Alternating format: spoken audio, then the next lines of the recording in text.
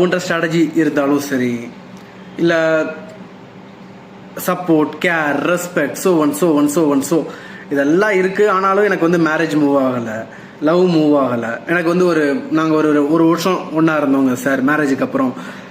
அதுக்கப்புறம் எங்களுக்கு வந்து டிவோர்ஸ் ஆகிடுச்சு. இல்லை நாங்கள் வந்து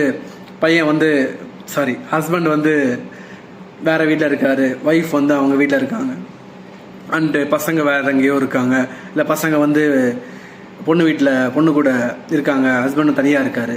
இந்த மாதிரி நிறையா கேசஸ் பார்க்குறோம். இப்போ பார்த்தீங்கன்னா நிறையாவே அந்த மாதிரி ட்ரெண்டிங் நிறையா போய்கிட்டு இருக்கு. ஸோ ஃபஸ்ட்டு நீங்கள் புரிஞ்சுக்க வேண்டிய ஒரு விஷயம், ஒரு பையனோ பொண்ணோ விட்டு போயிட்டாங்களா,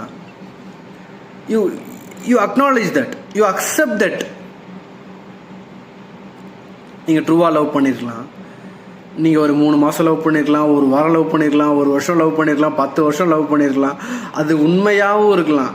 and it's in the past, and past is empty and meaningless. Past has no it is. அதுக்காக பாஸ்டே இல்லையா, நாங்களாம் உண்மையாக லவ் பண்ணோமே, அதெல்லாம் உண்மையே இல்லையா சார், அதெல்லாம் இல்லாமல் போயிடுச்சா? யா, இட் வாஸ் தேர்.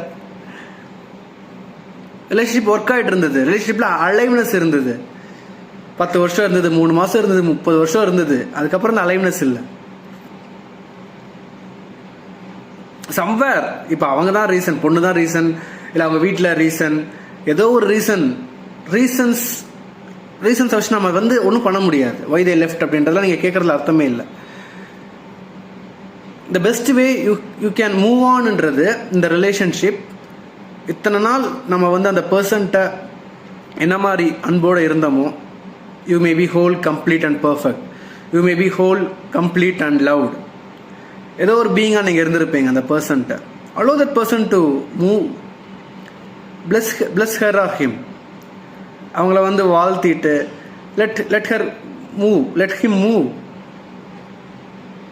அந்த மாதிரி ஒரு வேலை நம்ம போயிடணும். You value your love. இத்தனை வருஷமா, இத்தனை மாசமா, இல்லை how many days you have been in love, that was true love.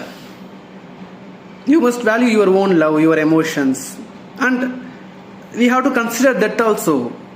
I mean, the person whom you loved, அவங்களுக்கு சில ரீசன்ஸ், அவங்களுக்கு சில struggles, challenges, and they also have some emotions, they also have some thoughts and concerns they're dealing with in day-to-day life, and we have to value their love, their being.